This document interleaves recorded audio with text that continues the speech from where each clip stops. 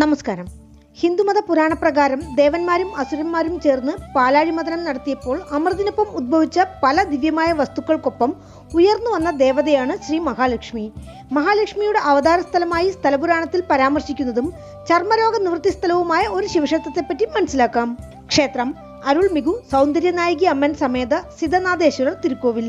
ഈ ക്ഷേത്രം തമിഴ്നാട്ടിൽ തഞ്ചാവൂർ ജില്ലയിൽ കുംഭകോണം നാച്ചിയാർ കോവിൽ വഴിയിൽ തിരുനരയൂർ എന്ന സ്ഥലത്താണ് സ്ഥിതി ചെയ്യുന്നത്. ഇവിടെ മൂലവർ ഭഗവാൻ ശ്രീ പരമേശ്വരൻ, സിദ്ധനാഥേശ്വരർ, വടേശ്വരർ എന്നീ നാമങ്ങളിലും ദേവി ശ്രീ പാർവതി, പർവ്വതവർദ്ധിനി, അഴകമ്മേ, സൗന്ദര്യനായികി എന്നിങ്ങനെയും കുടികൊള്ളുന്നു. ശിവേലിക്ക് എഴുന്നള്ളിക്കുന്ന ഭഗവാന്റെ ഉത്സവമൂർത്തി സോമസ്കന്ദരാണ്. മഹാലക്ഷ്മിയുടെ അവതാര സ്ഥലമായ ഈ ക്ഷേത്രത്തിന് സിദ്ധീച്ചരം എന്നും നാമമുണ്ട്. കാവേരി നദിയുടെ തെക്ക് കരയിലുള്ളതും ദേവാരംപാടിൽ ഉൾപ്പെട്ടിട്ടുള്ളതുമായ 274 ശിവക്ഷേത്രങ്ങളിൽ 65ാമത്തേതാണ് ഈ ക്ഷേത്രം.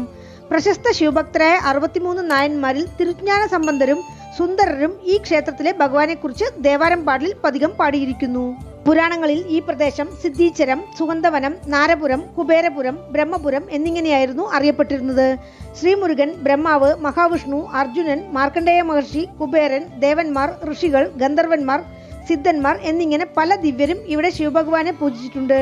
ചർമ്മരോഗങ്ങളും സംസാര വൈകല്യങ്ങളും മാറുമെന്ന് പ്രശസ്തിയുള്ളതും തുലാം രാശിക്കാർ അവശ്യം സന്ദർശിക്കേണ്ട ക്ഷേത്രവുമാണിത്.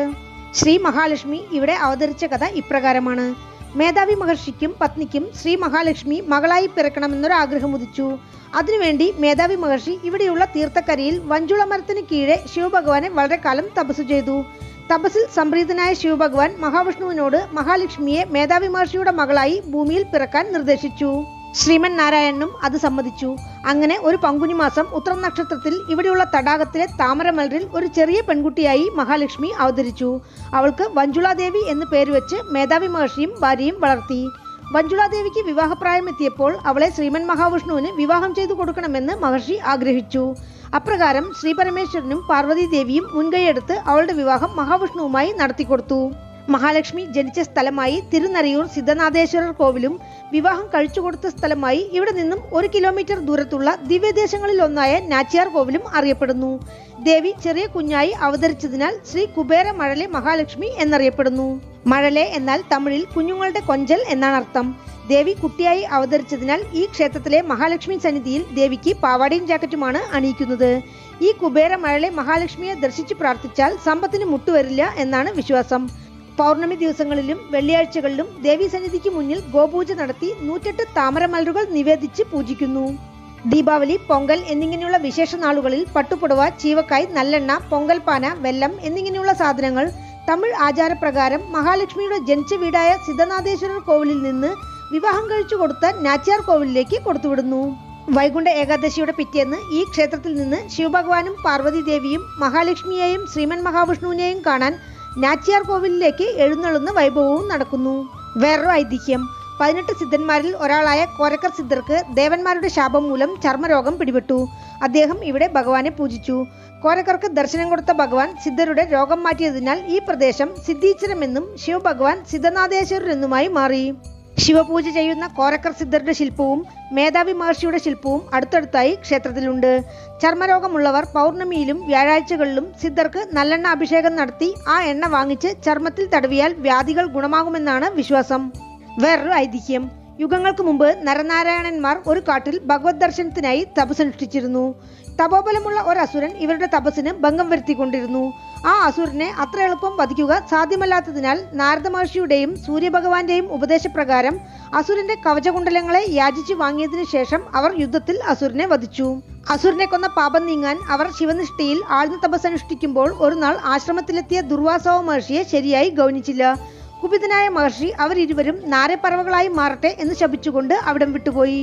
തമിഴിൽ നാരെ എന്നാൽ കൊക്ക്. കൊക്കായി പിറന്ന നാരായണൻ കാവേരി നദിയുടെ വടക്ക് കരയിലുള്ള തിരുനാരയൂർ ശിവഭഗവാനെ പൂജിച്ച് ശാപം മാറ്റി. നരൻ ഇവിടെയുള്ള സിദ്ധനാഥേശ്വരരെ പ്രാർത്ഥിച്ച് പഴയ രൂപം കൈവരിച്ചു. നരനാരായണന്മാർ ശിവപൂജ ചെയ്യുന്ന ശില്പം ക്ഷേത്രത്തിലുണ്ട്. നരൻ ഇവിടെ ശിവഭഗവാനെ പൂജിച്ചതിനാൽ ഈ പ്രദേശത്തിന് നരപുരം എന്ന നാമവും ഉണ്ട്. 2000-ലധികം വർഷം പഴക്കം തോന്നിക്കുന്നതും 5 നിലയുള്ള പടിഞ്ഞാറ് ദർശനമായ രാജഗോപുരത്തോടും 2 പ്രകാരങ്ങളോടും കൂടി കാണപ്പെടുന്ന പുരാതനമായ സിദ്ധനാഥേശ്വരർ തിരുക്കോവിൽ ചോഴരാജാക്കന്മാർ പുനർനിർമ്മാണം ചെയ്തതായാണ് അനുമാനം. രാജരാജ ചോഴൻ 1-ാമന്റെ മുതൽ കുലോത്തുംഗ ചോഴൻ 3-ാമന്റെ വരെയുള്ള 24 ശിലാഫലകങ്ങൾ ക്ഷേത്രത്തിലുണ്ട്. 1999 ഡിസംബർ മാസത്തിലാണ് ക്ഷേത്രത്തിൽ കുംഭാഭിഷേകം നടന്നത്. രാജഗോപുരം കടന്ന് ക്ഷേത്രത്തിനുള്ളിലേക്ക് പ്രവേശിച്ചാൽ കൊടിമരം, കൊടിമര വിനായകർ, ബലിപീഠം, നന്ദി ഭഗവാൻ. ഈ ക്ഷേത്രത്തിലുള്ള സ്ഥലവിനായകർ ആണ്ടവിനായകർ എന്നറിയപ്പെടുന്നു. ചണ്ഡികേശ്വരർ സന്നിധിയിൽ 3 ചണ്ഡികേശ്വരരും ഗർഭഗൃഹത്തിനു പുറത്ത് തെക്കിലും പടിഞ്ഞാറുമായി 2 ദക്ഷിണാമൂർത്തികളുമുണ്ട്. എതിരിൽ നവഗ്രഹ സന്നിധി. നവഗ്രഹ ദോഷമുള്ള ഭക്തർ ദക്ഷിണാമൂർത്തിയെയും നവഗ്രഹങ്ങളെയും പ്രാർത്ഥിക്കുന്നത് ഇവിടെ വഴക്കം. 8 കരങ്ങളിൽ ആയുധമേന്തിയ ദുർഗാ ഭഗവതി ഇവിടെ പ്രസന്ന ദുർഗയെന്നറിയപ്പെടുന്നു.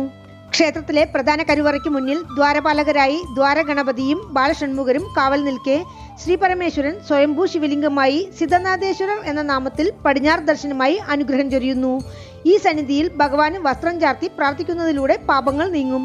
ദേവി ശ്രീപാർവതി തനി സന്നിധിയിൽ സൗന്ദര്യനായകി, പർവ്വതവർദ്ധിനി എന്നീ നാമങ്ങളിൽ 4 കരങ്ങളോടെ പുഞ്ചിരി തൂക്കിക്കൊണ്ട് നിൽക്കുന്ന പ്രതിഷ്ഠയാണ്.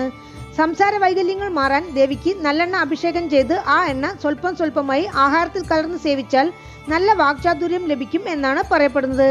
ദേവിക്ക് തൈമാസ അവസാന വെള്ളിയാഴ്ച ചന്ദനക്കാപ്പ് ചാർത്തി പൂജകൾ ചെയ്യുന്നു. ദേവി സന്നിധിക്ക് മുന്നിൽ വവ്വാൽ നെത്തിമണ്ഡപവുമുണ്ട്.